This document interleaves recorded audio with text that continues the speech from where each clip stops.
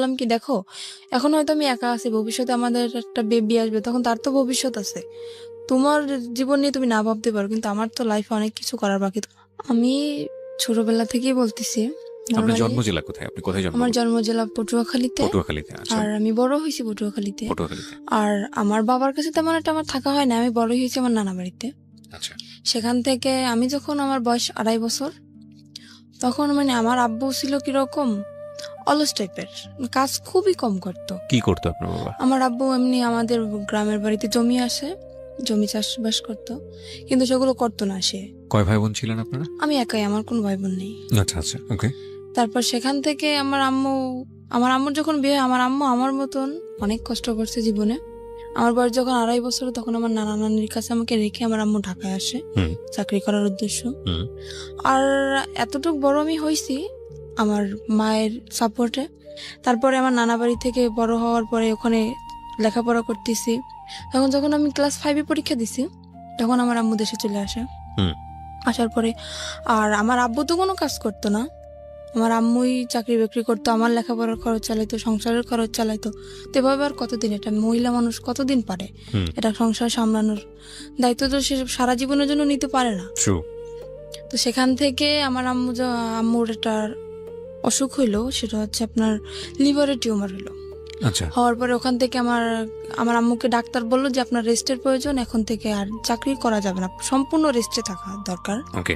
তখন আমার আম্মু চাকরিটা ক্লোজ করে দিয়ে দেশের বাড়ি চলে গেল। যাওয়ার পরে সেখানে আমার আম্মুর প্রচুর মারতো, আর কাজ তো করতো না, আর আম্মুরে খুব মারতো। এগুলো আপনার নিজের চোখে দেখা হ্যাঁ, ছোটবেলায়? আমার নিজ চোখে দেখা। তখন কি আপনি স্কুলে পড়তেন নাকি? তখন আমি স্কুলে পড়তাম। কোন ক্লাসে? তখন আমি আমার আম্মু যখন বাড়ি যায় তখন আমি ক্লাস 5-এ পড়ি। ক্লাস 5-এ পড়েন? হ্যাঁ, তখন একদিন হয়েছে কি, তখন আমি যখন ক্লাস 5-এ পড়ি, একদিন রাত্রে আমি পড়তে বসছি, বসার পরে আমার আব্বুর সাথে আম্মুর সাথে কি নিয়ে একটা যেন ঝগড়া হয়, সেটা আমি জানি না, আমি তো পড়তেছিলাম।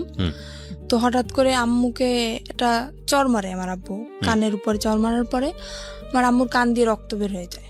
তখন বৃষ্টি পড়তেছিল, তো আমার আম্মুর কান্না দেখে আমি খুব কান্নাকাটি করতেছিলাম। তখন আমার পাশের বাড়ি থেকে এক আন্টি এসে বলে আমার আব্বুকে যে তুমি কাজ কোনো কিছু করো না, তারপরেও আবার বউ বাচ্চাদের ঘরে বসে মারো, তোমাকে এখন পুলিশে দিয়ে দেবো। একথা বলার পরে আমার আব্বু ভয় পায় যায়, ওখান থেকে আমার আব্বু চলে যায়, আমার দাদা বাড়িতে চলে যায়। যাওয়ার পরে সেখান থেকে প্রায় 2-3 বছর কোনো খোঁজ খবর থাকে না। আম্মু অনেক অসুস্থ ছিল, বারবার কল করছে আমি অসুস্থ আমি অসুস্থ, তাও আমার আব্বু আসে না। তারপরে 3 বছর কাটে যায়, কাটার পরে আমার আম্মু তাকে ডিভোর্স দিয়ে দেয়।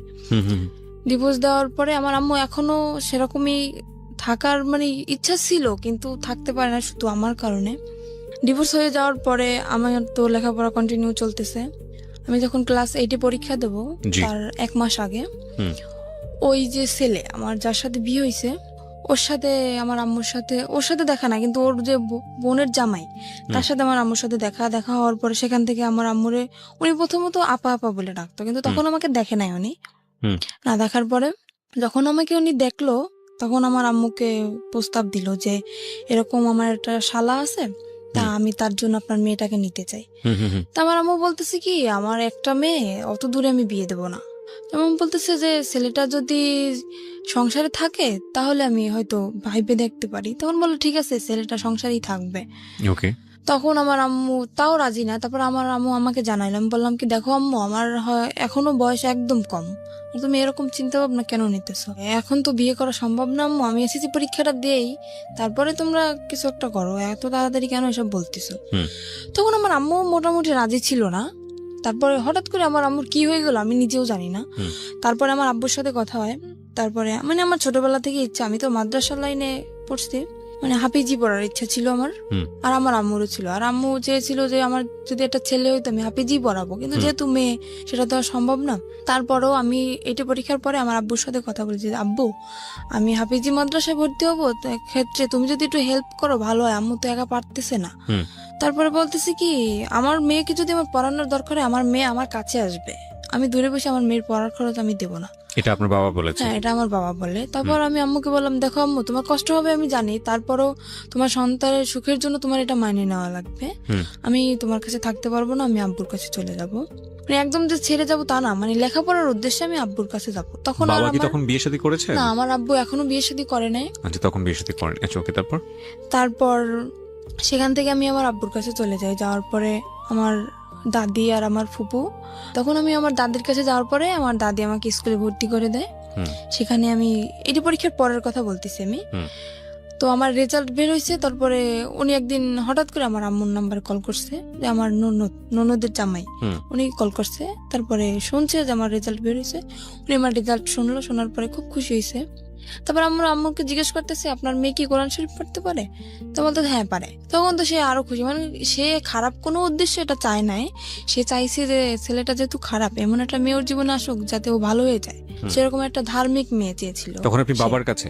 হ্যাঁ, তখন আমি বাবার কাছে। কথা হচ্ছে আপনার মায়ের সঙ্গে? হ্যাঁ, কথা হচ্ছে আমার মায়ের সঙ্গে। তখন আমার আম্মু একদিন হঠাৎ করে আমাকে বললো কি, ও আরেকটা কথা, এখানে আমার যে নানার যে ভাই, ছোট ভাই, উনি মারা যায় তখন। আচ্ছা, শুক্রবার দিন উনি মারা যায়। আর তখন আমার স্কুলও বন্ধ। আমি মাদ্রাসা থেকে যাই স্কুলের লাইনে ভর্তি হই, যেহেতু মাদ্রাসায় পড়া হবে না, স্কুলে ভর্তি। সেদিন আমার স্কুল অফ। তো আমার আম্মুকে কল দিয়ে বলতেছি কি, এরকম এরকম যে তোমার নানা তো মারা গেছে, তাই তোমার আসা লাগবে। আমি আসলাম। আসার পরে ওই ছেলেটাও তখন সেখানে, উনি ওর ভাইয়ের কাছে আসছে। সেখানে ওর ছেলেটাও আমাকে দেখে। দেখার পরে ওদের মোটামুটি পছন্দ হয় কিনা আমি জানি না। আমার মার সাথে কন্টিনিউ ওদের কথা হয় প্রত্যেক দিন, কিন্তু আমি তো সেটা জানি না। তারপরে সেখান থেকে আম্মুর সাথে কথা দীর্ঘদিন যাবত চলে, প্রায় 2 মাসের মতো কথা চলে।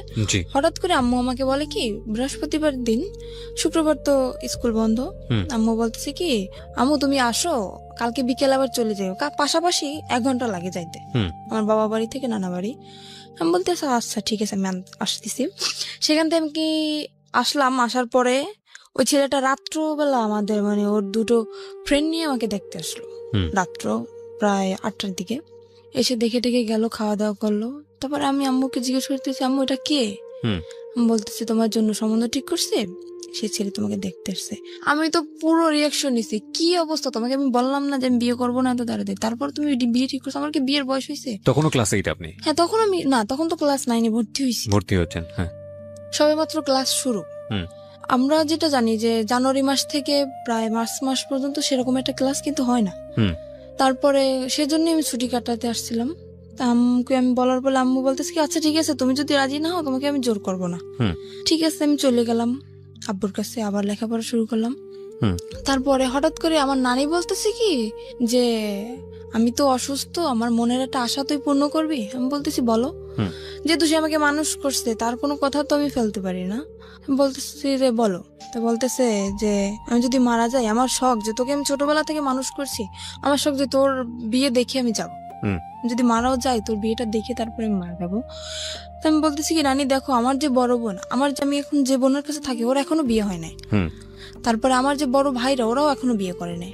আমার ফ্যামিলির ভিতর থেকে বলতেছে কারোর বিয়ে না, তুমি হঠাৎ করে আমার বিয়েটা কেন তোমার দেখতে ইচ্ছা হলো? তা বলতেছে আমি বুড়ো মানুষ, আমি এটা বলতেছি আমার মনের ইচ্ছাটা তুই পূরণ করবি না।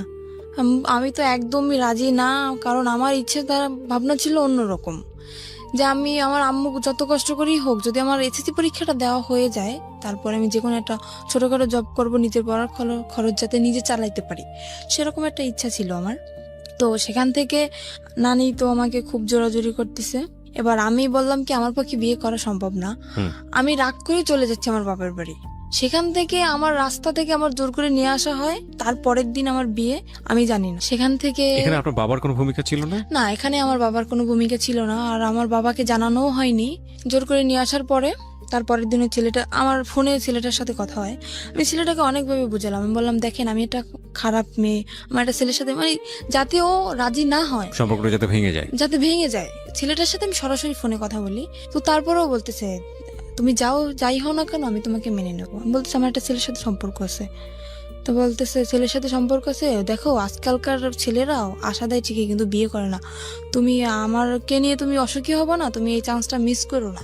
তারপরে জোর করে হোক, যাই করে হোক, মারামারি হোক, আমাকে মারছে পর্যন্ত, আমার খালু আমাকে মারছে, আমার আম্মু আমাকে মারছে বিয়েটার জন্য, জোর করেই বিয়ে দেওয়া হয়। তারপরে ছেলেটা তার পরের দিন আসে, একা আসে বিয়ে করতে, ফ্যামিলি থেকে কেউই আসে না, কারণ ওর ফ্যামিলি থেকে তো জানে যে ও কিরকম, সেজন্য ওর ফ্যামিলি থেকে কেউই আসে না, ও একাই বিয়ে করতে আসে। আমি আম্মুকে তখন বললাম, আমি জানি না হঠাৎ করে আমার আম্মুর কি হয়ে গেল, যে আম্মু মানে আমার ইচ্ছার বিরুদ্ধে কখনোই কথা বলে না, সেই আম্মু আজকে আমার মারলো ওই ছেলেটার জন্য। তারপরে আমি বিয়েটা হওয়ার পরে বিয়ের 15 দিন হয়ে যায়, আমি তো মোটে মানে ওর কাছেই যাচ্ছি না, ওকে চোখে দেখতে পারতেছি না, ওর সাথে কথায় কথায় আমি ঝগড়া বাঁধাই দিচ্ছি। আমি তো রাজি না, যেহেতু আমার ওকে পছন্দ না, এমনি দেখতে সুন্দর ছিল ও। তারপরে সেখান থেকে বিয়ে হওয়ার পরে প্রায় মাসখানিক হয়ে যায়, তারপরে চিন্তা ভাবনা করলাম যাক যা হওয়ার হয়ে গেছে। আর ও আমাকে বলছিল, তুমি যেহেতু লেখাপড়া করতে চাও তোমাকে আমি বিয়ে পরে লেখাপড়া তো একজন ছেলের সঙ্গে বিয়েটা হলো কিভাবে বাসায়? একজন ছেলের সাথে দিয়ে দিল আমার ফ্যামিলি। মানে কাজী এসেছিল? হ্যাঁ, কাজী ওখানে আমাদের সে কোর্টে বিয়ে হয় নাই, বিয়েটা হয়েছিল আপনার মসজিদে বসে। আচ্ছা, কোর্টে বিয়ে হয় না, আমার যেহেতু গ্রাম অঞ্চল। হ্যাঁ, মসজিদে কে কে ছিল আপনার বিয়ের সময়? আমার বিয়ের সময় আমার নানা ছিল, তারপরে আমার একটা খালু ছিল, আর কে ছিল আমি জানি না, এই দুজন ছিল সেটা আমি জানি।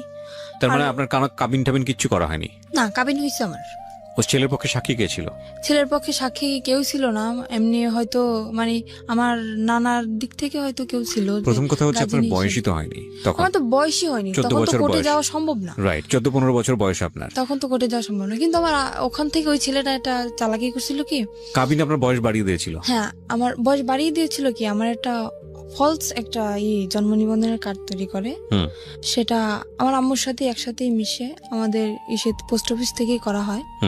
সেখানে মানে আমি যখন পড়ালেখা করতেছি তখন হয়তো এক ফাঁকে এসে আমার আম্মুর সাথে করে গেছে, সেটা আমি জানি না। তো সেটা এখন আমার কাছে আছে, সেটা এখন আমার বর্তমান বয়স 21 বছর দাও। বর্তমান বয়স। তারপর সেখান থেকে তো বয়স বাড়ানো হয়, কাবিনও করা হয়। কাবিন করার পর তারপরে 1 মাস পরে চিন্তা করলাম যাক যা হওয়ার হয়ে গেছে, খামাখা ও ছেলেটা তো আর কোনো অপরাধ করে না, যেহেতু বিয়ে হয়ে গেছে আমি মেনে নিলাম। নেওয়ার পরে আমি বিয়ের 1 মাস পর ওকে বললাম কি, দেখো আমার ইচ্ছা না যে আমি বাবার বাড়ি থাকবো, তোমার যদি মনে করো শুধু থাকার মতো একটা ঘর থাকে আমার তাতেই চলবে, কিন্তু আমি বাবার বাড়ি থাকতে চাই না। তুমি আমাকে তোমার নিজের বাড়ি নিয়ে চলো। ও তো নিজের বাড়ি আমাকে নেবে না, একদমই না, কারণ আমি যদি সম্পূর্ণ সত্যিটা জেনে যাই তখন ওর সমস্যা না, আমাকে নেবে না। তখন আমি আমার শাশুড়ির সাথে কথা বললাম যে আম্মা দেখেন এরকম এরকম, আমার তো এখানে থাকতে ভালো লাগে না, আর লোকজন কি মনে করবে, আমার বিয়ে হয়ে গেছে তারপর আমি বাবার বাড়ি থাকতেছি। তো বলতেছে আচ্ছা ঠিক আছে তুমি আসো। সেখান থেকে আমার আম্মু কি করলো, ওর কাছে টাকা নেই, তো কাজ করে না, বিয়ের 1 মাস হয়ে গেছে, 1 মাস যাবত আমাদের বাড়িতে কাজ কাম তো কিছু করে না। আমার আম্মু করতেও বলে না, যেহেতু নতুন জামাই তাকে তো আর কাজ করতে বলা যায় না। আমার আম্মু কি করলো, আমার নানার কাছ থেকে 20,000 টাকা নিয়ে আসলো। আসার পরে আমাকে দিল, দেওয়ার পরে বললো আচ্ছা ঠিক আছে তোরা এটা নিয়ে যা। যেহেতু কিছু দিতে পারি নাই, বিয়ের 1 মাস পরে চলে গেলাম শ্বশুর বাড়ি। যাওয়ার পরে কিসি বাড়ি আমি যাওয়ার পরে আমি তখনই আমার মনে একটু সন্দেহ হয়েছে, আমাকে একদমই বাইরে বেরোতে দিত না। শ্বশুর বাড়িতে গিয়ে আপনি কি পেলেন, মানে শ্বশুর শাশুড়ি কাউকে পেলেন? না, আমার শ্বশুর নেই, আমার শ্বশুর মারা গেছে আজকে 26 বছর। আচ্ছা, তো শাশুড়িকে পেলেন তো নিশ্চয়ই? হ্যাঁ, শাশুড়ি আছে আর আমার একটা ননদ আছে। তারপর ননদটা বিয়ে দেওয়া, তো আমার শাশুড়ি একাই থাকে বাড়িতে। সেখানে যাওয়ার পরে আমাকে একদম বাইরে বেরোতে দিচ্ছে না, আর আমি যে গোসল করব সে গোসলের পানিটা পর্যন্ত আমার ঘরে আইনে দিচ্ছে আমার শাশুড়ি। আমি তো মহা খুশি যে এরকম একটা শাশুড়ি পাইছি আমি, যে আমার গোসলের পানিটা পর্যন্ত আমার ঘরে এনে দিতেছে, আমার বাইরে যাইতে দেয় না। দেখ আমি ভাবছি হয়তো আমি 5 ওয়াক্ত নামাজ পড়ি, হয়তো সেই কারণে আমার শাশুড়ি চায় না যে পরপুরুষ আমাকে দেখো, এর জন্য পানিটা এনে দেয়, কিন্তু তাদের মনের ভিতর তো অন্য কিছু। সেটা আমরা সামনের দিকে যাই।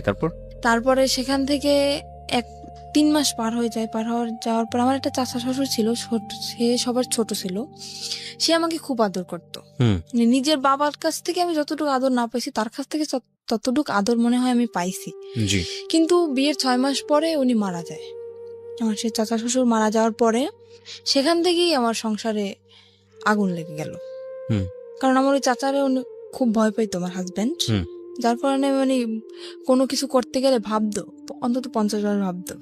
তো উনি মারা যাওয়ার পরে, উনি যেদিন মারা গেছে সেদিন রাত্রেও আমি তো জানি না, আমাকে বলতেছে কি দেখো আমার বাড়ির যত দায়িত্ব আমার চাচার উপরে ছিল, যেহেতু সে মারা গেছে এখন কিন্তু সব দায়িত্বটা আমার। তো আমার যদি রাত্রে ফিরতে দাঁড়িয়ে তুমি কখনো আমাকে জিজ্ঞেস করবে না যে তুমি কোথায় গেছিলা।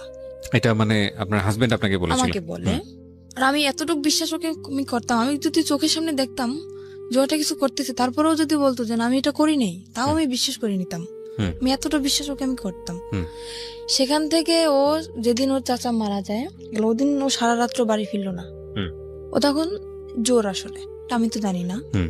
সকালবেলা বাড়ি ফিরলো, আমি জিজ্ঞেস, ও যেহেতু আমাকে বলছে সন্ধ্যার দিকে যে তুমি আমাকে জিজ্ঞেস করবা না, আমি জিজ্ঞেসও করিনি। আর আমিও খুব কান্নাকাটি করতেছি যে আমাকে এত ভালোবাসতো, সে হঠাৎ করে মারা গেল। হুম। তা আমি আর ওকে জিজ্ঞেস করিনি। পরপর 3-4 দিন এরকম ও বাড়ি আসতেছে না। হুম। তারপর আমি ওকে জিজ্ঞেস করলাম কি এমন কাজ তোমার সারা রাত্র? আমার চাচা শ্বশুর তো এরকম সারা রাত্র বাড়ি পাহারা দিত না, হুম। তুমি তো রাত্র পর্যন্ত কি করো?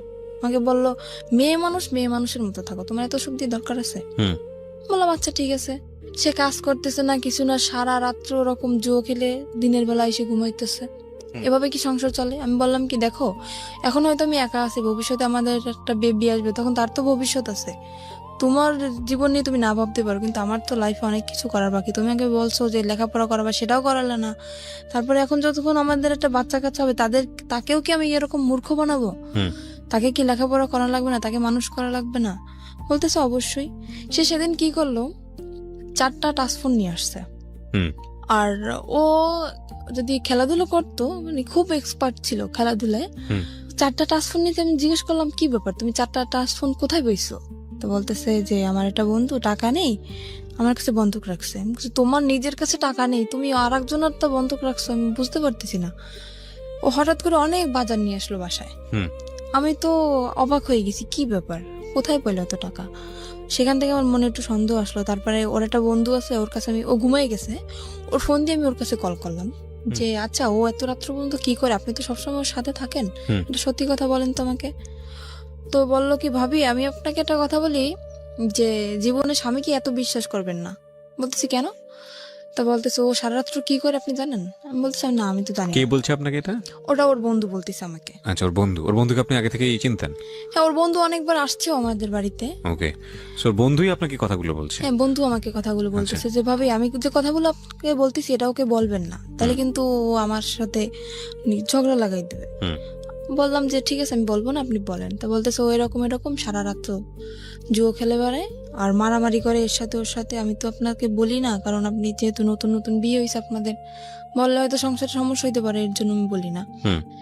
তারপরে একদিন রাত্র এরকম সারা রাত্র আমি কি অসুস্থ, আমার প্রচন্ড মাথা ব্যথা আর জ্বর। হুম। আমি ওকে বললাম কি আমাকে কিছু ওষুধ এনে দিয়ে যাও, আমার খুব ক্লান্ত লাগতেছে শরীরটা। ও যে গেল আর আসলো না। তো সেখান থেকে সারা রাত্র অসুস্থ।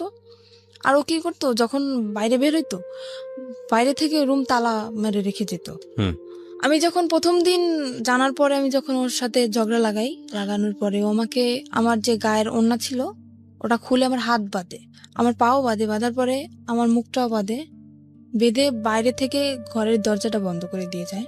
তো পরপর 2-3 দিন আমার একটা দেবর আছে, ও আমাকে এসে ছোট অনেক ছোট, আমাকে 2-3 দিন ডাকছে, কিন্তু দরজা তো বন্ধ আর আমার মুখও তো বন্ধ, আমি কিভাবে ডাক দেবো ওদেরকে? My আর আমি কাউকে goodness. বলিও নাই, এই কথাটা আমি কাউকে বলিও নাই, বললে তো মানে ওর মার শুরু হয়ে যাবে, এর জন্য আমি বলি নাই। তারপরে 2-3 দিন ওরকম ও ডাকছে। একদিন আপনাকে বেঁধে যেত, আসতো কখন? আসতো সকালে। তো আপনি এই সময়টা কি করতেন? ওরকম অবস্থায় আমি ঘুমিয়ে যেতাম, আমি কান্না করতে করতে ওরকম অবস্থায় আমি ঘুম পড়ে যেতাম, আর সকালবেলা এসেও খুলে দিত।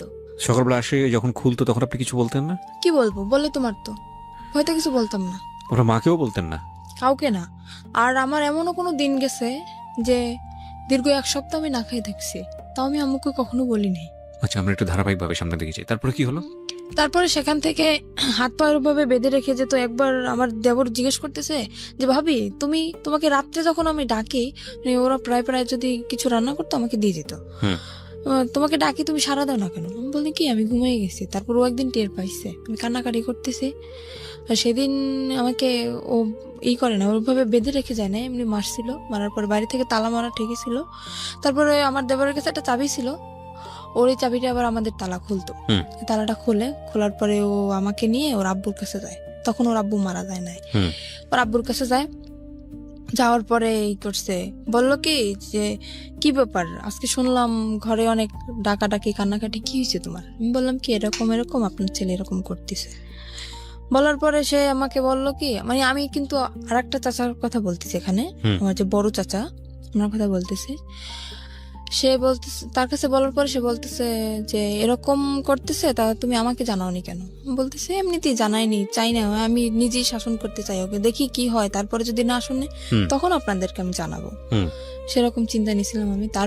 তারপরের দিন আমার চাচা, ওর যে চাচা, আমি ওকে চাচা বলে ডাকতাম, ওকে ডেকে নিয়ে জিজ্ঞেস করে কিরে তুই এরকম করতেছিস কেন? ওখান থেকে ওকে পেয়ে গেছে। কেন আমি বললাম? আমি তো নিজের ইচ্ছায় বলি নাই, সে আমাকে ডেকে নিয়ে গেছে, তারপরে আমি বলছি। না, ওর চাচা তো মারা গিয়েছে, আপনি একটু আগে যেটা বললেন। না, ওর বড় চাচার কথা বলতেছি আমি, ওটা তো ওর আচ্ছা। ছোট চাচা ছিল। ওকে। সেখানে ওকে কেন আমি বললাম, আমার সেই চাচা শ্বশুরকে কেন আমি বললাম, হুম। ও সেখান থেকে তারপর আমার চাচা শ্বশুর বলল যে এখন ওকে ঘরে নিয়ে যাবে, ওর গায়ে যদি নেক্সট টাইম কখনো একটা ফুলের টোকাও পড়ে তাহলে তোকে বাড়ি থেকে বের করে দেবো। হুম। আমার চাচা শ্বশুর এটা বললো। সে ডাইরেক্ট তার সামনে বলে আসতেছে ওকে আমি এখন মারবো, যদি কিছু করতে পারেন করেন। আমাকে এই বলে হাত ধরে টেনে রুমের ভিতরে নিয়ে যেয়ে আমাকে আবারও মারে। কেন আমি বললাম। হুম। হুম। তারপরে সেখান থেকে আমার চাচা শ্বশুর বলল বাড়ি বসে এরকম করবা, পরের মেয়ে যদি কিছু একটা হয়ে যায় তখন আমরা মামলা খাবো, এটা হবে না, বাড়ি থেকে বের হয়ে যাও, দুজনেই বের হয়ে যাও। ঠিক আছে, বের হয়ে চলে আসলাম। আর আমারও ইচ্ছা ছিল যে মানে বাড়ি থেকে আমি বের হয়ে চলে আসবো, যেহেতু যদি বন্ধু বান্ধবের সাথে থাকে তাহলে আরো বেশি খারাপ হয়ে যাবে, এখানে থাকলে আমি ওকে ভালো বানাতে পারবো না। হুম। হুম। আমি চলে আসি, আমার বাবার বাড়ি চলে আসি। আসার পরে আমার আম্মু সব ওই নিজের মুখেই বলছে সবকিছু, যে এরকম এরকম হয়েছে। বাড়ি থেকে বের হয়ে কোথায় আসেন? আমার বাবার বাড়ি আসছে। বাবার বাড়িতে? হ্যাঁ, সেখান থেকে যখন আমার আম্মু সবকিছু জানতে পারে এরকম এরকম, তখন আমার আম্মু বলতেছে এরকম একটা কাজ করলাম, আমার একটা মাত্র মেয়ে, আমি কি করলাম এটা? তখন আমার আম্মু বললে যে মানে আমাকে ওখান থেকে ডিভোর্স করাবে। আমি বললাম আম্মু দেখো, বিয়েটা কিন্তু তোমাদের ইচ্ছে হয়েছিল, আমার ইচ্ছে হয় নাই, কিন্তু আমি এটা পারবো না যে তোমাদের ইচ্ছে মতো সবকিছু করবো, এটা হবে না। তোমাদের ইচ্ছে মতো বিয়ে করছি, আবার তোমাদের ইচ্ছে মতো ডিভোর্স করবো, এরপরে আমার আবার বিয়ে হবে, সে তো এর থেকেও খারাপ হইতে পারে। তখন আমি কি করবো আম্মু? তখন আপনার লেখাপড়া কি বন্ধ? হ্যাঁ, লেখাপড়া বন্ধ। ওকে। তারপরে সেখান থেকে আমার আম্মু তো আমাকে ওখানে রাখ দেবেই না, একদম ডিভোর্স করাই দেবে। ওকে বলতেছে তুমি চলে যাও। ও চলে আসে, আসার পরে সেখান থেকে ওকে বলার পরে ও চলে আসে। না, আমি তো খুব কানাকাটি করতেছি, যেহেতু আমার অল্প বয়সে বিয়ে হয়েছে, তারপর আমার প্রথম স্বামী, এমনিতেই তো আমার তখন আবেগী বয়স, তখন তো মনে করেন একটা ছেলে যদি পাশে থাকে তখন আবেগে এমনিতেই ভালোবাসা এসে যায় তার প্রতি। তো আমি মানে খুব লাভ করতাম ওকে আমি। তারপরে আমি খুব কান্নাকাটি করতেছি, খাচ্ছি না, কিছু না। আমার আম্মু বলতে দেখ এরকম যদি করিস তাহলে তো তোর নিজের শরীর তো থাকবে না, তুই তো মারা যাবি, এরকম কেন করতেছিস? আমি বলতেছি আম্মু তুমি যদি সত্যি আমাকে চাও বাঁচাইতে তাহলে আমাকে ওর কাছে দিয়ে আসো। বলতেছে এটা আমি কখনোই পারবো না, আমি একবার তোমার জীবন নষ্ট করছি, কিন্তু দ্বিতীয়বার আবার আমি তোমার জীবনটা নষ্ট করতে পারবো না। সেখান থেকে আমি কি করলাম, আমার আম্মুর ইসের জন্য, ডাক্তার দেখানোর জন্য আমার আম্মু কিছু টাকা নিয়ে আসে আমার নানার কাছ থেকে। আমি সেই টাকাটা মানে নর্মালি যেটা বলি চুরি বলতে পারি, চুরি করে আমি আমার কাছে নিয়ে আসি। আসার পরে রাত্র 8টার সময় আমি বাসা থেকে বের হয়ে যাই, বের হয়ে আমি পালাই ওর কাছে চলে আসি। ও কোথায় ছিল তখন? ও তখন ঢাকায় ছিল। ঢাকায় ও কি করছিল? ও ঢাকায় কিছু করতেছিল না, ঢাকায় ওটা মামা আছে। মানে ও চাচ্ছিল আপনি পালিয়ে চলে আসেন ওখান থেকে? হ্যাঁ, ও চাচ্ছিল সেটাই। আর ওর সাথে আমার কথা হইতো, রেগুলারলি কথা হইতো। যখন সবাই ঘুমিয়ে যেত তখন আমি রাত্রেবেলা ওকে ফোন করতাম, ওর সাথে আমার কথা হইতো। তো ওর সাথে আপনার বয়সের ডিফারেন্স কত ছিল? ওর সাথে আমার সাথে তখন ওর বিয়ে হয়েছিল, তখন ওর বয়স ছিল 21 বছর। ও তো পিচ্ছি, ও তো কিছু বোঝে না। আর ওর যখন প্রথম ম্যারেজ হয় তখন ওর বয়স ছিল আপনার 17 বছর। মানে ও এর আগেও বিয়ে করেছে? হ্যাঁ, আর আমি বললাম না এর আগেও বিয়ে করছিল। এগুলো আপনি আরো পরে যে জানতে পেরেছেন? পরে যে না, ওটা আমি বিয়ের ওই যে 6 মাস পরে আমি জানতে পারছি। এটা আপনার ফ্যামিলি জানে যখন আপনাকে আলাদা করে রেখেছে? না, তখনও জানেন আপনার? তখন আমি বলি না, আমি বললে তো জানতো। ও আচ্ছা, বলেন নাই, আপনি লুকিয়ে গেছেন? আমি লুকিয়ে গেছি। দ্য থিং ইজ দ্যাট ওর মনের মধ্যে একটা ইমোশন জেগেছে, যেটা ও একটু আগে বলছিল যে আমার জীবনের প্রথম কারোর প্রতি ভালো লাগা। তো সামহাও ও চেয়েছে নিজের জায়গাটা থেকে যে এই ভালো লাগা, যেহেতু ওকে ভালোবেসে ফেলেছি, সুতরাং ওকে যে কোনোভাবেই হোক নিজের জায়গাটায় আপন করে রাখা, সেভ করা অন্য জায়গাটা থেকে। ও কখনোই, ওর মনের ভিতরে কখনোই আমার জন্য ভালোবাসা ছিল না, শুধু সেটা তো অভিনয় আমি ছিল।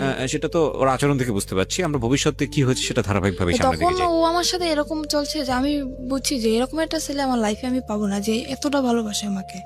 আচ্ছা। আমি শুধুমাত্র ওর এইসব যে অপকর্ম এইসব দিকটা আমি কখনোই ভাবি নাই। আমি ভাবছি শুধু ওর ভালোবাসাটা, আর কিছুই না। আমি ঢাকায় চলে আসলাম। আসার পরে ওর একটা মামা আছে ওখানে, উনি একটা চাকরি ঠিক করে আমার জন্য আর ওর জন্য। কিন্তু আমার বয়স অল্প, সেখানে আমাকে চাকরিতে অ্যাকসেপ্ট করে না। ও একটা চাকরি করার পরে আমিও কিছুদিন পরে একটা চাকরি নিই। তারপর ও 1 মাস চাকরি করার পরে ও চাকরি করা বন্ধ করে দিল বাসায়। হুম। তারপর আমি তো চাকরি নিলাম। ও যে 1 মাসের বেতনটা পাইছে, হুম। পাওয়ার পরে সে টাকাটা নিয়ে ও বাড়ি চলে গেছে, আমাকে ওখানে একা রেখে। কোথায় ছিলেন আপনি তখন? ঢাকাতে? আমি তখন ঢাকা নারায়ণগঞ্জে ছিলাম। নারায়ণগঞ্জে ছিলেন?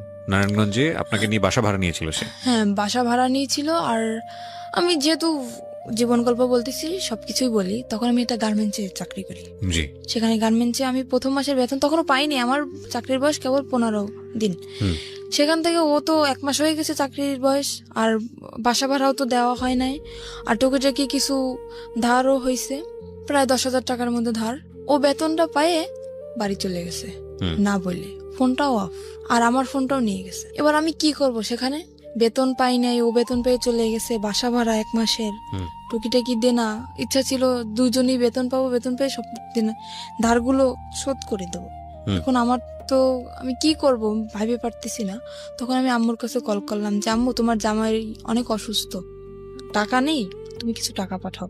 হুম। আম্মুর কাছ থেকে 10,000 টাকা নিলাম, আর না মানে আম্মু নিজেই আসলো ঢাকায়, এসে দেখতেছে যে নেই। তখন আম্মু বললো কি যে তুই এত মিথ্যা কথা কেন বলতেছিস আমার সাথে? আমি কোনোদিন মিথ্যা কথা বলি নাই, সেই মানুষ আমি ওর জন্য অনেক মিথ্যা বলছি আমার ফ্যামিলিতে, অনেক। হুম। আম্মু এসে দেখার পরে বলতেছে কি, তুই এরকম একটা মিথ্যা কথা আমার সাথে বলতে পারলি, যে ও করলো এটা আর তুই বললি আরেকটা। হুম। তখন আমার আম্মু ওখান থেকে সবার ধার শোধ করে আমাকে ওখান থেকে নিয়ে আসে। নিয়ে আসার পরে বাড়ি আমাকে আটকায় দেয়, একদম ফুল আটকায় দেয়। আমার পাশে মনে করেন বডিগার্ড হিসেবে প্রত্যেক সময় 3-4 জন লোক আছে, হুম। কেউ না কেউ আছে আমার পাশে, আমাকে বডিগার্ড হিসেবে পাহারা দিচ্ছে তারা। তখন আমি কিভাবে যাব? আমার তো কি কষ্ট হচ্ছে সেটা তো আমি বুঝতেছি, যে আমার বুকের ভিতরটা কিরকম ফিল হচ্ছে। হুম। তো সেখান থেকে আমাকে আটকানো তো হইলই, প্লাস আমাকে জোর করে ডিভোর্স করানো হবে। কাজী আমার বাসায় চলে আসছে। ওকে। আমি বললাম কি, আপনি কি মামলা খাইতে চান? আমি কাজীকে বললাম, আপনি কি মামলা খাইতে চান? বলতেছে কেন? বলছে আমি ডিভোর্স করবো না, আপনি জোর করে ডিভোর্স করেছেন, আমি কিন্তু আপনার নামে মামলা করে দেবো। হুম। তো কাজী ভয় পেয়ে গেছে, কাজী বলতেছে আমি ডিভোর্স করাতে পারবো না। কাজী চলে গেল। যাওয়ার পর সেখান থেকে আমি আবারও পালায় চলে গেলাম। আমি পালালাম কখন? তখন ফজরের আজান দিছে। হুম। ফজরের আজানের সময় আমি বাসা থেকে বের হয়ে গেছি। হুম। আমি নামাজ পড়ার দিয়ে আমি উজু করতে বেরিয়েছি, সেখান থেকে আমি বের হয়ে গেছি। বের হয়ে আমার শহরে যাইতে আপনার প্রায় 1 ঘন্টা সময় লাগে, গ্রামের দিকে তো বাড়ি। সেখান থেকে আমি গাড়ি থেকে নেমে ওকে কল করলাম যে আমার কাছে টাকা নেই, তুমি টাকা পাঠাও, আমি আসবো। হুম। তো বলতেছে আমার পক্ষে টাকা পাঠানো সম্ভব না। আমি কি করলাম, আমার বিয়ের সময় যে নাকফুল দেওয়া হয়েছিল আমাকে, নাকের ফুল, ওটা আমি বিক্রি করে দিলাম শহরে গিয়ে। হুম। বিক্রি করে সেখান থেকে আমার 700 টাকা আসলো। আমি সেই টাকাটা দিয়ে ওর বাড়ি চলে গেলাম। যাওয়ার পরে সে তো আমাকে মাইনে নিচ্ছে না। কেন তুমি আমার মাইনে নেবে না? বিয়ের 1 বছর পরের কথা বলতেছি আমি। হুম। সে আমাকে মানবে না। তুই কি অন্যায় করছি আমি? তুমি কেন আমাকে মানবা না? আমি কি অন্য কারোর সাথে রিলেশন করছি বা কারোর সাথে ভেগে গেছি, তারপরে 6 মাস পরে তোমার সাথে আছি? কেন তুমি আমাকে এরকম করতেছো আমার সাথে? হুম। সে বলতেছে ঠিক আছে, একটা শর্তে আমি তোমাকে রাখতে পারি, আমি কোনো কাজ করতে পারবো না, তুমি আমাকে চাকরি করে খাওয়াবো। ঠিক আছে। তো সেখান থেকে আমি যশোরে চলে গেলাম, সেখানে আমার একটা ফুফু শাশুড়ি আছে। হুম। যশোরে কি ওকে সাথে নিয়ে গেলেন? হ্যাঁ, ও আমাকে নিয়ে গেছে আমার ফুফু শাশুড়ির কাছে। ওকে। আর ওনার মেয়ের নিজস্ব পার্লারের আছে, হুম। বিজনেস আছে। সেখানে আমাকে 3 মাস ট্রেনিং করানোর পরে আমি মোটামুটি কাজ সবকিছুই শিখি। শেখার পরে ওখানে আমার চাকরিও হয়ে যায়। তখন আমার বেতন ছিল 16,000 টাকা। হুম। আর আমি বেতনের যত টাকা পাইতাম, বেতন পাওয়ার সাথে মানে ও আমার সাথে থাকতো না, হুম। কিন্তু যেদিন আমি বেতন পাইতাম ওদিন চলে আসতো, আচ্ছা। এসে সব টাকা নিয়ে যেত। আর আচ্ছা। হাত খরচের টাকা রেখে সব টাকা নিয়ে যেত। ওকে। নিয়ে ও বলতো কি যে আমার মানে আমাদের বাড়ি তো এমনি ও বলতেছে যে আমার দোতলা বিল্ডিং করার ইচ্ছা, তো এই টাকাটা নিয়ে আমি ব্যাংকে রাখতেছি। আসলে কোনো কিছুই করতো না, ও টাকাগুলো শুধু ফাও নষ্ট করতো। আর মেয়েদের সাথে মনে করেন আসার পরে ও ফোন অফ করে রাখ, ফোনের উপরে ফোন, ফোনের উপরে ফোন, হুম। আসতেই থাকতো মেয়েদের ফোন। হুম।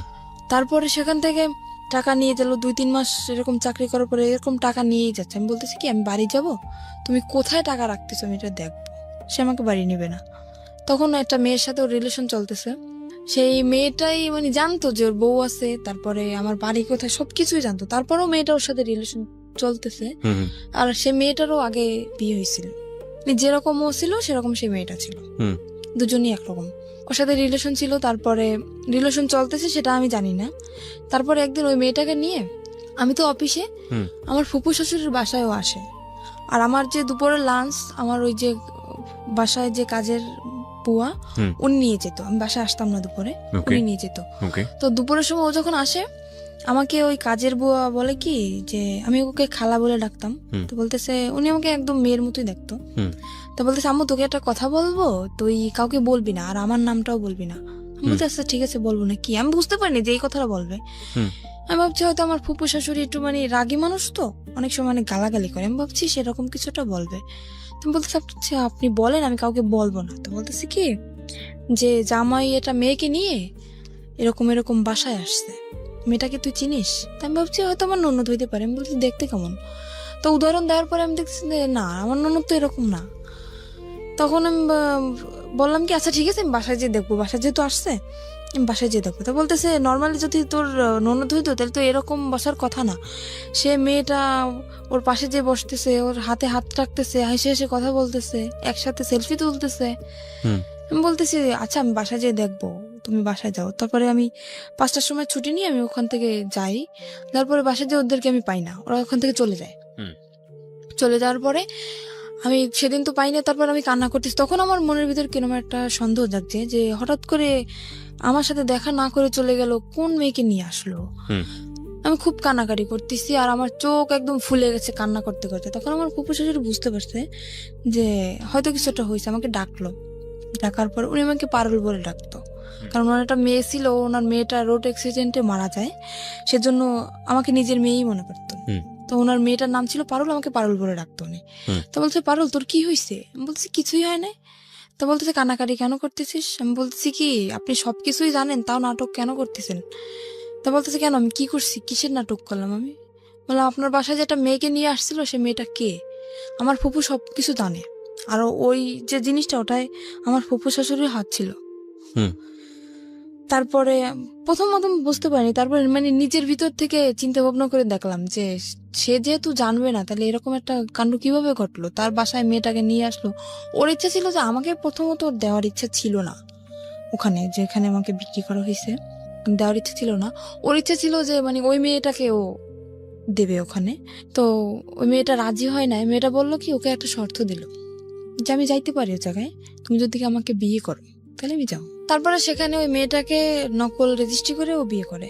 এবার সেখান থেকে ওই মেয়েটাকে নকল রেজিস্ট্রি করে বিয়ে করে। বিয়ে করার পরে আমি যখন জানতে পারি যে ওর সাথে বিয়ে হয়ে গেছে, তখন আমি ওখান থেকে বাড়ি চলে যাই। বাড়ি চলে যাওয়ার পরে দেখতেছি ওরা দুজনই বাড়ি। জিজ্ঞেস করলাম কি ব্যাপারে, মেয়েটা কে? আমাকে সেখান থেকে বাড়ি একদম ঢুকতেই দিল না, মানে রুমের ভিতরে ঢুকতেই দিল না। মেয়েটা তো রুমের ভিতরে, ও তো জানে যে বউ আছে, বাড়ি আসতেই মানে পারে। আপনার শ্বশুর বাড়ি? হ্যাঁ আমার শ্বশুর বাড়ি। ও তো কোনো অ্যাকশন নিচ্ছে না, কিন্তু আমি তো পুরা একদম মনে করেন একটা মেয়ের কখনোই চাইবে না যে তার স্বামীর লাইফ অন্যটা মেয়ে আসুক। আমি তো অনেক রাগারাগি করতেছি, চিল্লাপাল্লা করতেছি। ও সেখান থেকে আমাকে নিয়ে গেল একটা হোটেলে। তারপরে সে হোটেলটা আমার একটা আত্মীয়র, সেই হোটেলে নিয়ে যেয়ে আমাকে বললো দেখো এরকম এরকম একটা মেয়েকে ওকে আমি বিয়ে করিনি, ওর সাথে আমার নকল রেজিস্ট্রি, ওর সাথে আমার ঘর সংসার করার ইচ্ছা না, ওকে আমি ছেড়ে দেবো। বলি কেন তুমি এরকম করলা? তুমি তো আমার সাথে এরকম করতে পারবা, কেন করলা? মেয়েটা জীবনটা কেন তুমি নষ্ট করলা? তা বলতেছে ওর বাবা মার অনেক টাকা পয়সা আছে, তো মানে আমাকে লোভ দেখাচ্ছে, ও টাকা লোভ দেখাচ্ছে।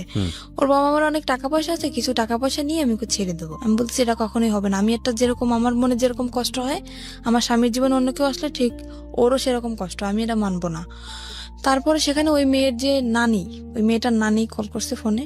আমি ফোনটা রিসিভ করি। আমি বললাম কি মেয়ে যে বিয়ে দিছেন জানেন যে ছেলে কি করে? বলতেছে হ্যাঁ জানি। ছেলে কি করে? বলতেছে ছেলে তো রোলার মেশিন চালায়।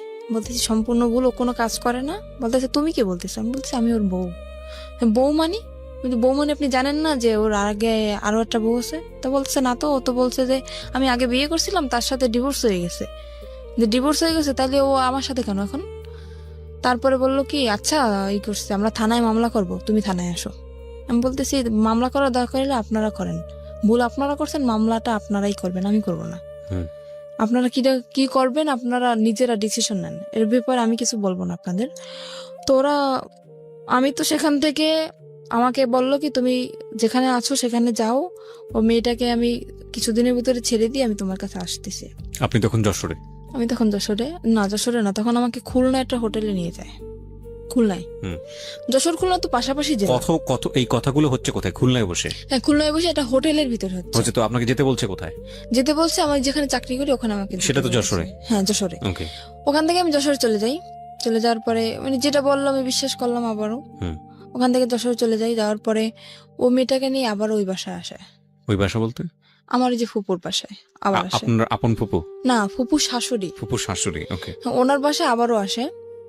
আসার পরে আমি সেদিন যখন আমি খবর পাই, ওই খালা আমাকে কল করে, যখনই আমি খবর পাই আমি সাথে সাথে অফিস থেকে বেরোয় চলে আসি। আমি আমার ম্যাডামকেও বলি না যে আমি যাচ্ছি, সেখান থেকে আমি সাথে সাথে বেরিয়ে চলে আসি। আসার পরে ও আমার আসার আধা ঘন্টা আগে বের হয়ে গেছে। যাওয়ার পরে আমি কল করছি ওকে, কি ব্যাপার, তুমি নাকি আজকে আসছিলে, তুমি চলে গেছো কেন? তো বলতেছে আমি কালকে আসবো। তো পরের দিন আসলো, আসার পরে রাত্রবেলা আমি ওর সাথে কথা বলতেছি না, কিছু না, ঝগড়া লাগাই দিতেছি। তো তখন ও রাগ করে চলে যাবে, থাকবে না। বলতেছে তোমার এই মেজাজ দেখার জন্য আমি আসি নাই।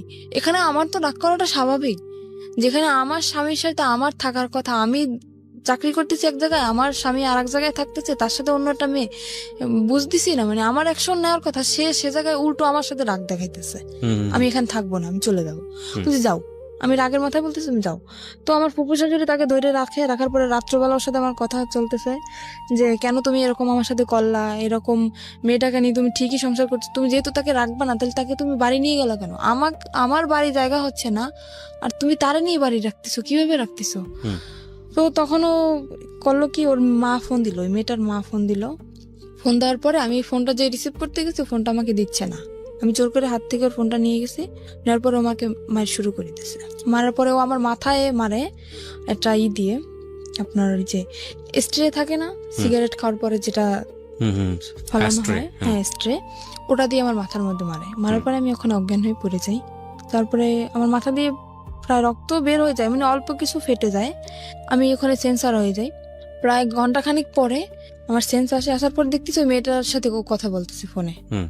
তখনও ও কথা বলতেছে যে আমার ওয়াইফ এদিকে অজ্ঞান, সেদিকে ওর কোনো খেয়াল নেই, ও সে মেয়েটার সাথে কথা বলতেছে। আমি তখন ওকে দরজা খুলে দিলাম, দারোয়ানকে ডাকলাম, ডাকার পরে আমি বললাম তুমি এখন বের হয়ে যাও। তখন রাত্র 3টা। সেখান থেকে বের হয়ে গেল। যাওয়ার পরে 4-5 দিন পরে আবার আসলো। আসার পরে আমাকে বলতেছে কি যে, আমাকে শারমিন বলে ডাকে, শারমিন আমি যা করছি আসলে আমার আসলে অন্যায় হয়েছে।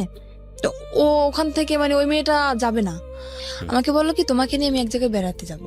আমি ওকে আবারও কিন্তু ক্ষমা করে দিলাম, এত অন্যায় করার পরেও। মানে আপনি মেনে নিলেন যে ওই বউ থাকা অবস্থায় আপনি থাকবেন না? তাহলে অবশ্যই মেয়েটা নেই।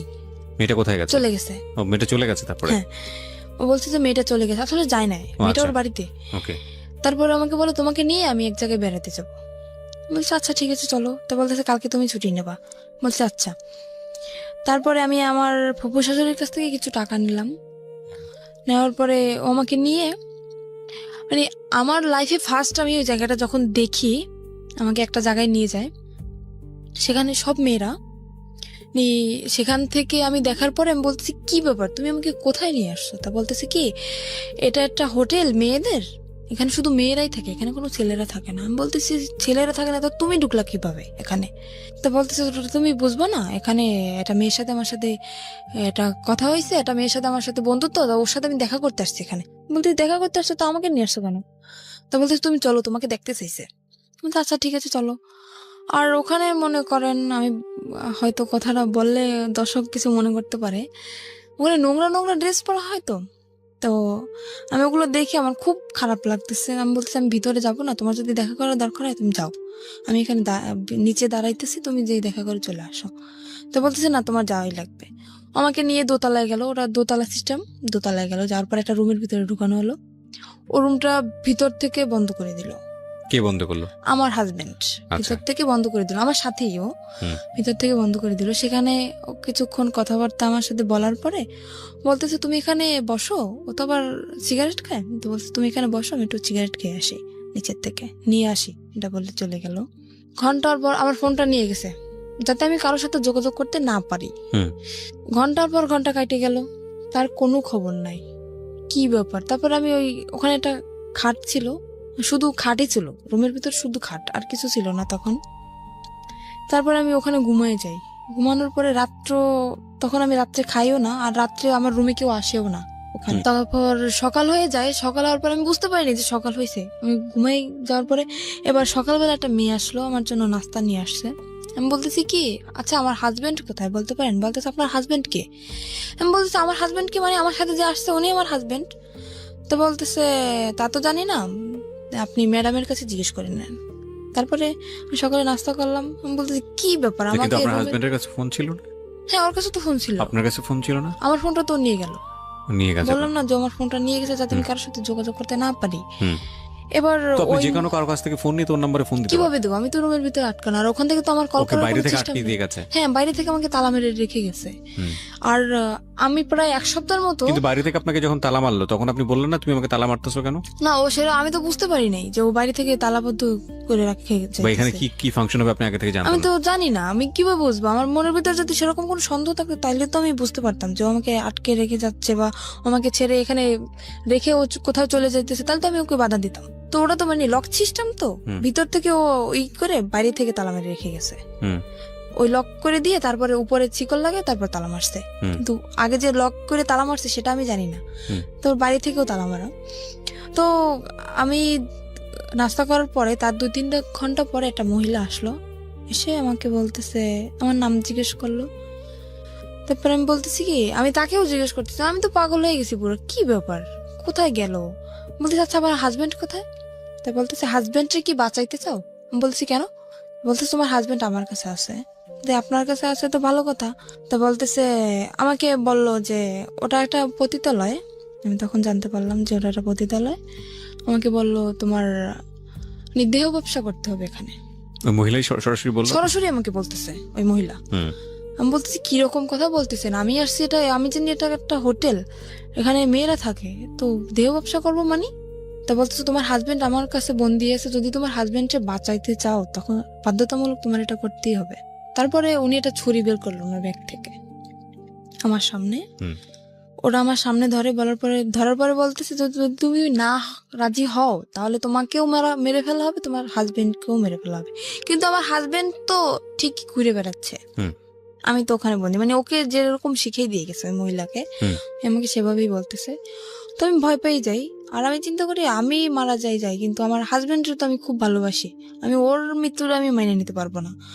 তখন আমি বললাম কি আচ্ছা ঠিক আছে, আমি রাজি হই ওখানে ভয়তে।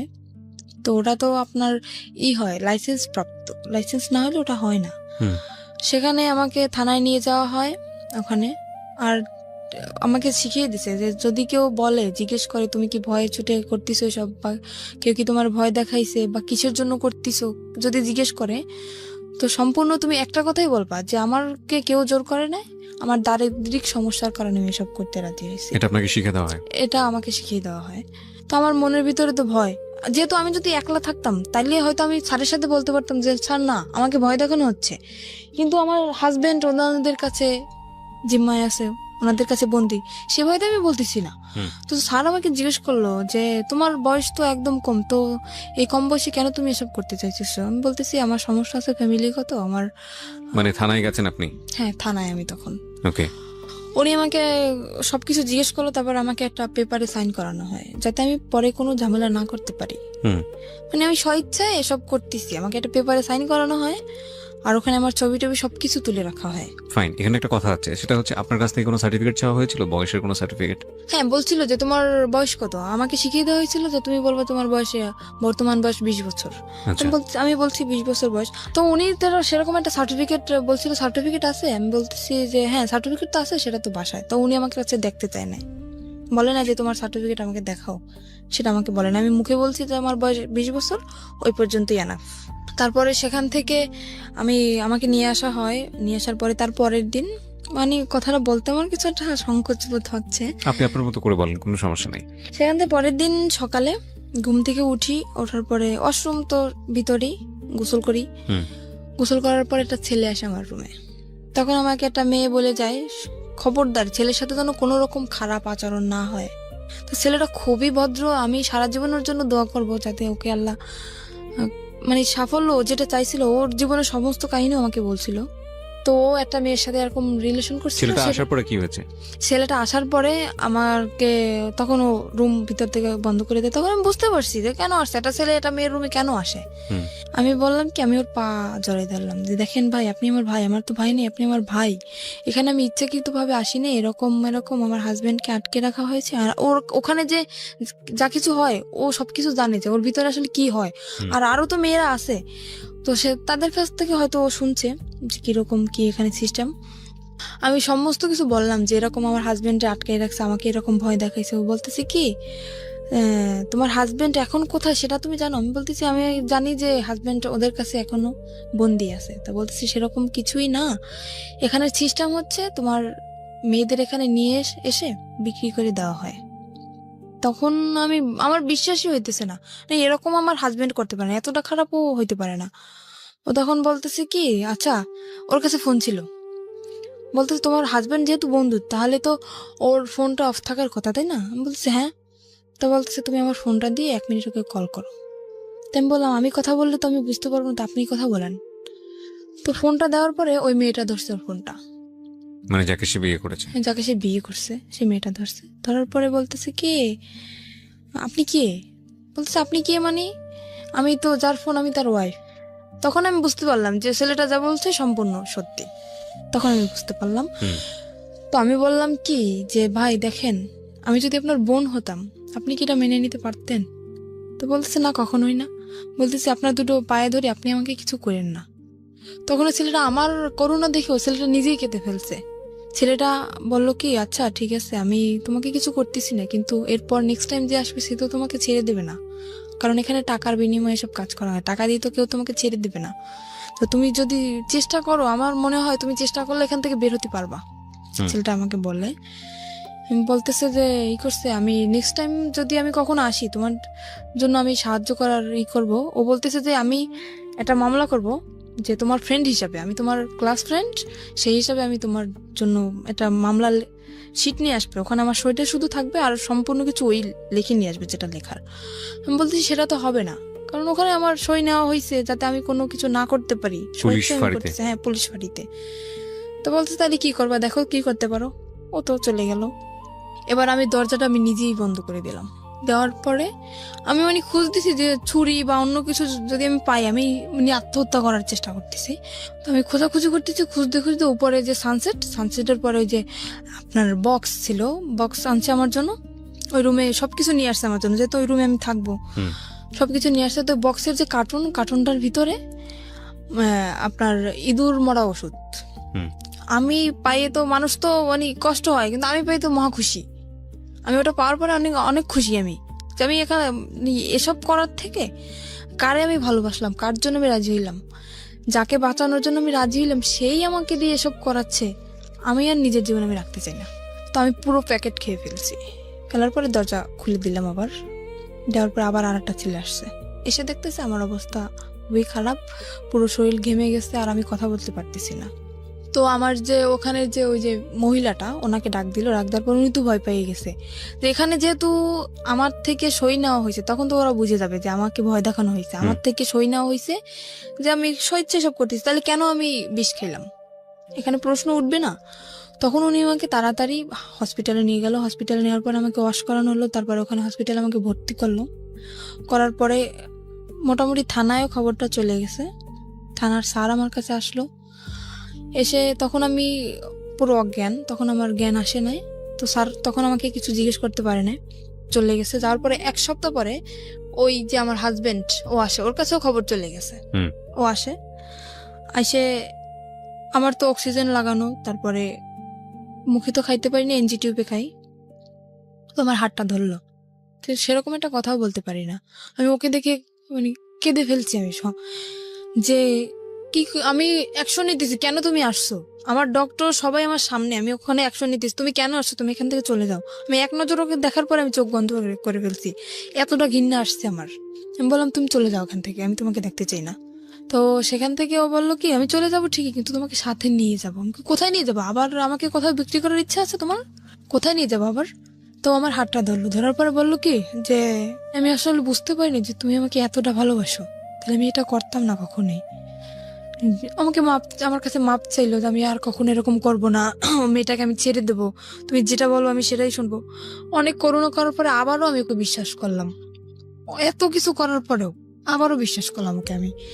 সেখান থেকে হসপিটাল থেকে আমার রিলিজ দেয় নাই তখনও, ডাক্তারে না বললে আমি সুস্থ না তখনও, নার্সরে উনি কিছু টাকা ঘুষ দেয়, দেওয়ার পরে আমার ওই যে এনজিটিউ পরানো, তারপরে আপনার অক্সিজেন লাগানো, হাতে ক্যানুলা করা, সবকিছু খুলে তারপরে সেখান থেকে নার্সরে কিছু টাকা ঘুষ দিয়ে ওখান থেকে আমাকে নিয়ে আসে ওগুলো খোলানোর জন্য, কিন্তু নার্স তো ডাক্তারের অনুমতি ছাড়া খুলতে পারবে না। উনি টাকা পাওয়ার পরে উনি খুলে দিল ওগুলো। নার্স ওগুলো খুলে দেওয়ার পরে আমি তখন হাঁটতেও পারি না ঠিক মতন, এতটাই ক্লান্ত আমি। আমাকে নিয়ে তখন সে ঢাকা, আমার একটা ফুপু আছে সেখানে আমাকে নিয়ে আসে, আমার আপন ফুপু, সেখানে আমাকে নিয়ে আসে। আর বাড়ি তো গেলে তো যদি এই সমস্ত কথা শোনে তাইলে তো মনে করেন ওরে তো মারবে, সাথে আমিও মার খাবো। যে এত কিছু তাও তারপরও কেন আমি মানিয়ে নিলাম। আমি বাড়ি গেলাম না, আমার সে ফুপুর কাছে গেলাম, যার পরে ওখানে আমি 1 মাস পর্যন্ত থাকলাম। থাকার পরে ও বললো কি, দেখো আমি তো কাপড় চোপড় কিছুই নিয়ে আসিনি, আমার কাপড় চোপড় তো সবকিছু বাড়িতে, তা তুমি এখানে থাকো। মানে আমাদের ওখানে চাকরি বাকরি নেওয়ার কথা, তো আমি সুস্থ হবো তারপরে চাকরি নেব। বললো আমি বাড়ি থেকে আমি কাপড়গুলো নিয়ে আসি আমার, এই বলেও বাড়ি চলে গেল। যাওয়ার পরে ও যেদিন যাবে তার পরের দিন আসার কথা, আসতেছে না। তারপরে আমি বললাম কি ব্যাপার, তোমার আসার কথা, তুমি কেন আসতেছো না? সে ওখান থেকে এসে চলে গেছে, সেই শ্বশুর বাড়ি চলে গেছে, ওর যে সেই শ্বশুর বাড়ি চলে গেছে। ফোন করলে মাঝে মাঝে ওই মেয়েটা ধরে। তারপরে আমি বুঝতে পারলাম আস্তে আস্তে, অনেক কান্নাকাটি করছি, অনেক রিকোয়েস্ট করছি, তুমি আমাকে নিয়ে যাও নিয়ে যাও। সেখান থেকে আমার আব্বু আম্মু যখন জানতে পারি আমি ওখানে, আমাকে নিয়ে যায়। নিয়ে যাওয়ার পরে ওই যে মহিলা, ওই মহিলাকে নাম্বার দিয়ে দেয়, আমার আম্মুর নাম্বার দিয়ে দেয়। কিসের জন্য জানেন? যাতে আমি আমার বাড়িতেও জায়গা না পাই, আর ওর কাছেও যাতে আমি না যেতে পারি। ও ওর বাড়িতে সম্পূর্ণ সবাইকে জানাই দিছে যে আমি এসব করি, আমি বিয়ের আগে এসব করতাম। ও জানতে পারছে, সেজন্য ও আমাকে ডিভোর্স দিতে চায়। আসলে তো কিছুই না সেরকম, ও নিজে করছে এগুলা। এটা বলার পরে আমার আম্মুর কাছে ওই মহিলা ফোন করে, করার পরে ওই ফোনটা আমার আব্বু ধরে। ধরার পরে ওই সম্পূর্ণ কথা মানে বানাই বানাই যা বলার সব বলছে, যে আপনার মেয়ে এতদিন শ্বশুর বাড়ি ছিল না, আমার এখানে ছিল, এসব করতো। আর এসব কথা শোনার পরে আমার আব্বু তো সবাইকে বলে দিল। মানে এই ফোনটা কে ধরেছে? আমার আব্বু, সদাব্বু। না, আমি আসলে এই জিনিসটা একটু ক্লিয়ার হতে চাই। ফোনটা কে করেছে, কাকে ফোনটা রিসিভ করেছে কে? ফোনটা করছে আমাকে যেখানে বিক্রি করে দেওয়া হয়েছিল, ওখানে যে মহিলা ছিল উনি ফোন করছে। উনি ফোন নাম্বারটা নিছে আমার হাজবেন্ডের কাছ থেকে। কাকে করেছে ফোনটা? ফোনটা করছে আমার আম্মুর ফোনে, কিন্তু ফোনটা রিসিভ করছে আমার যে আব্বু। মানে তখন তো আপনার আম্মুর বিয়ে হয়েছে একটা। হ্যাঁ, তখন আর একটা বিয়ে ফোন হয়েছে। করে ওই ভদ্র মহিলা, মানে হোটেলের যিনি ইনচার্জ ছিলেন ওইসব কাজের, ওই ভদ্র মহিলা ফোন করে আপনার মাকে বলেছে যে আপনার, আমার মাকে না, আমার সৎ যে আব্বু, মানে আলটিমেটলি আপনার মাকে ফোন করার জন্য বলেছিল, কিন্তু আপনার সৎ বাবা রিসিভ করেছে। সৎ বাবাকে বলেছে যে এই সব কাজ করেছে আপনার মেয়ে এখানে। ওকে। আর উনি যেগুলো বলছে ওগুলো তো সম্পূর্ণ মিথ্যা। মিথ্যা কথা, রাইট? তারপর মানে উনি চায় যে আমার বাড়ির থেকে যদি আমাকে তাড়িয়ে দেওয়া হয়, তখন আমার বাধ্যতামূলক ওখানে যেতে হবে, কোনো উপায় থাকবে না, কোনো উপায় থাকবে না। তখন আমার আব্বু ওটা শোনার পরে, আমি ওনাকে আব্বু বলেই ডাকতাম, এটা শোনার পরে সে আমাকে মানে একদম ক্লিয়ারলি বলতেছে তুমি বাড়ি থেকে বের হয়ে যাও। ফ্যামিলির সবাইকে জানাই দিল। এবার আমি কি করব, আমার মাথায় আসমান ভেঙে বসে। এরকম একটা জিনিস আমার লাইফে ঘটলো, কোথায় আমার ফ্যামিলি আমাকে সাপোর্ট করবে, অন্য মানুষের একটা মিথ্যা কথা শুনে আমার সাথে এরকম করলো। আমি বাড়ি থেকে বের হয়ে চলে আসলাম। মাও বললো বাড়ি থেকে বের হয়ে যেতে? আম্মুর তো কিছু করার নেই, ফ্যামিলির থেকে যেহেতু সবাই এরকম বলতেছে। কিছুই বললো না মা?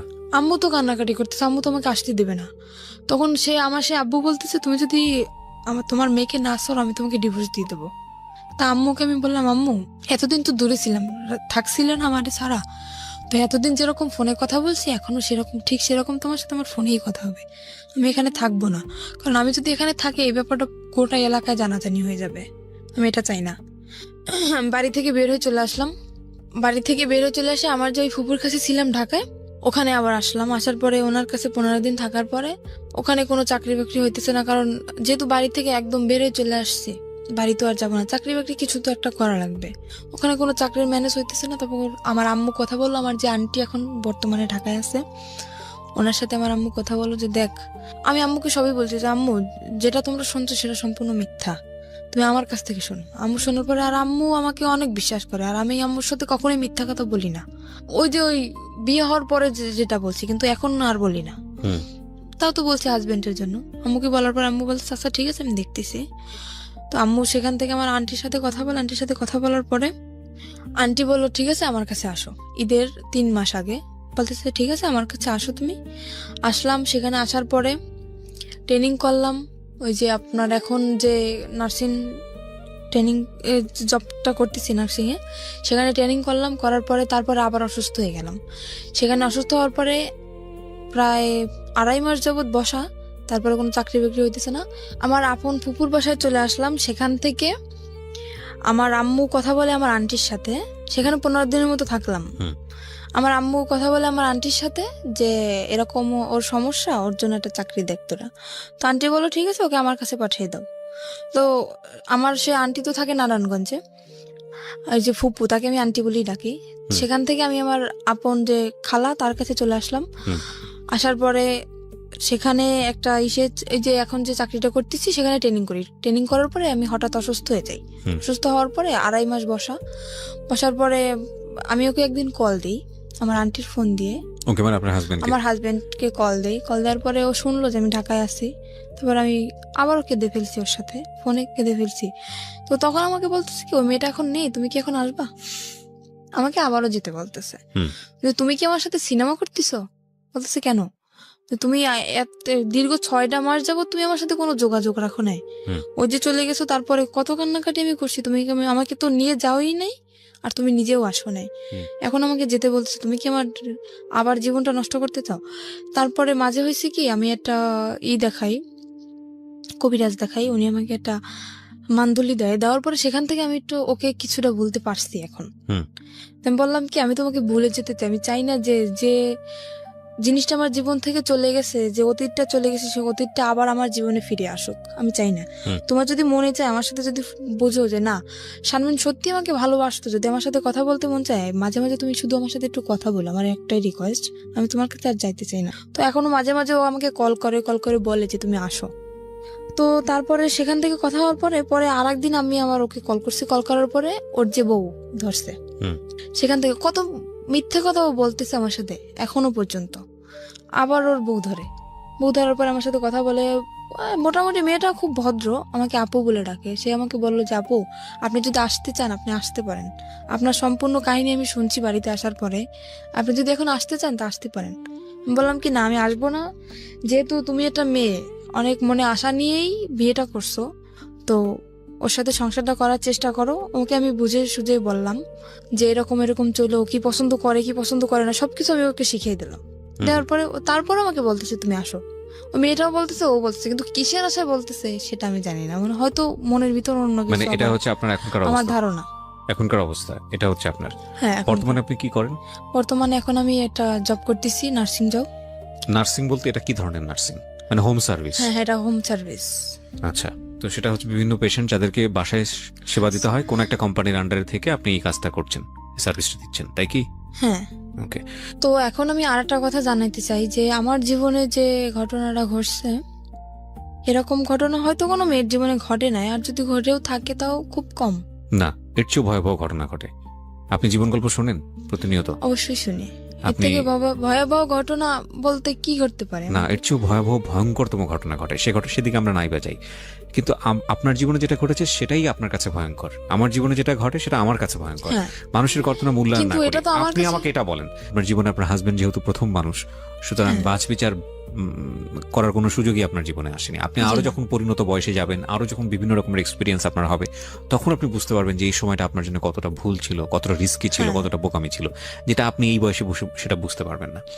কিন্তু আমার একটু জানতে ইচ্ছে করছে, শুধু একটু না, খুবই জানতে ইচ্ছে করছে যে আপনি গল্পটা কেন আজকে রেডিওতে লাখ লাখ মানুষের সামনে বললেন। ইউটিউবে আপনার এই গল্পটা যাচ্ছে খুব ছোট করে, লাখ লাখ মানুষ আপনাকে দেখছে, আপনি স্বেচ্ছায় নিজেকে দেখার অনুমতি দিয়েছেন। তো এগুলো আপনি কেন বলতে গেলেন? এটা আমি বললাম যে একটা ছেলে কতটা নিচে নামলে এরকম একটা জঘন্য কাজ করতে পারে, সেটা জানানোর জন্য যে একটা ছেলে কেন এরকম করে, একটা মেয়ের সাথে কেন করে, তার অন্যায় কি। একটা মেয়ে একটা ছেলেকে বিয়ে করে সংসার করার জন্য, শুধু কি এটাই? শুধু এটাই। কিন্তু আমি তো অনেক কিছু দেখতে পাচ্ছি গল্পের মধ্যে, যে একটা মেয়ে কতটা বোকা হলে এতবার ভুল করার পরও একটা ছেলেকে মানে এটা তো একপাক্ষিক বোকামি ভাবে- না, এটা তো ভালোবাসা। এটা ভালোবাসা না, এটা বোকামি। আমি মনে করি এটা ভালোবাসা। এটা ভয়ঙ্করতম বোকামি। এর মাঝখানেও অনেক কিছু ঘটছে যেটা আমি বলতে চাই না। What ever the situation is, আপনি শেষ পর্যন্ত ছেলেটাকে লাভ করেন, আপনি স্টিল তাকে লাভ করেন, এটা আপনি অস্বীকার করতে পারবেন? মোটেই না। আর আমি যতদিন পর্যন্ত বাঁচবো ততদিনও আমার মনের ভিতরে থাকবে। এটা ডাহা মিথ্যা কথা। মোটেই না। আপনি আমার কথাগুলো একটু মনোযোগ দিয়ে শোনেন, তাহলে আপনি বুঝতে পারবেন, যেটা আপনি এখন বিশ্বাস করতে পারবেন না, but that will eventually true after the age. সেটা আপনার জীবনে সত্য। আমরা যখন কাউকে লাভ করি, হ্যাঁ, আমি সরি যে আমি আপনাকে কষ্ট দিচ্ছি, কিন্তু এটাই No. সত্য। আমরা যখন কাউকে লাভ করি বা কাউকে যখন ভালোবেসে ফেলি, তখন ওই মানুষটা ছাড়া আমাদের জীবন চলবে না, এটাই আমরা মনে করি। হ্যাঁ। বাট এটা যে চরমতম মিথ্যা কথা এবং এটা যে আসলে সত্য না। না, এটা আমি এখন মনে করতেছি, জীবনটা কারোর জন্য কখনো থেমে থাকে না। না আপনি যে বললেন না যে একটু আগে যে আপনি না, তাকে ভালোবাসাটা ভয়ঙ্কর আমার মনের ভিতরে থাকবে, আমি সেটা বলছি। থাকবে না আপনার ভালোবাসা? অবশ্যই থাকবে। ডেফিনেটলি থাকবে না। কিভাবে থাকবে না বলেন? এবং এটার অ্যান্সার আপনি এখন আমাকে মনে করে নেন যে আমি যেটা বলছি সেটা হচ্ছে, আমি যেটা বলছি সেটা মিথ্যা কথাই, কথা আপনি এটাই মনে করবেন।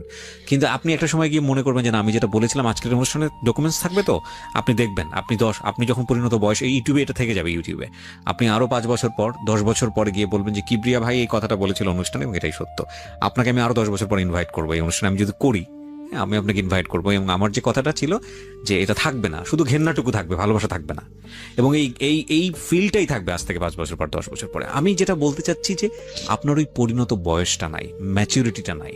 নইলে একটা মানুষ আপনাকে মৃত্যুর মুখে ঠেলে দিয়েছে। একটা মানুষ, নারীর সতীত্ব যেটা, এটা আমাদের সমাজে মনে করা হয় একটা নারীর সতীত্ব না থাকলে আর কিছুই নাই। আমাদের সমাজ, আমাদের সামাজিকতা এটাই হ্যাঁ, খুবই ভঙ্গুর একটা মানসিকতা, এবং সেই জায়গাটায় ফেলে দিয়েছে। আপনি যে ধরনের অর্থনৈতিক, আমি যদি আরো সহজ করে বলি, যেই ধরনের ক্লাস মেনটেন করেন বা যেই ধরনের আর্থিক অবস্থার মধ্যে বসবাস করেন, এটা আমরা ধরে নিই আমাদের একেবারে সমাজের প্রান্তিক পর্যায়ের এক মানুষ যারা দিন এনে দিন খাওয়ার মতো অবস্থা।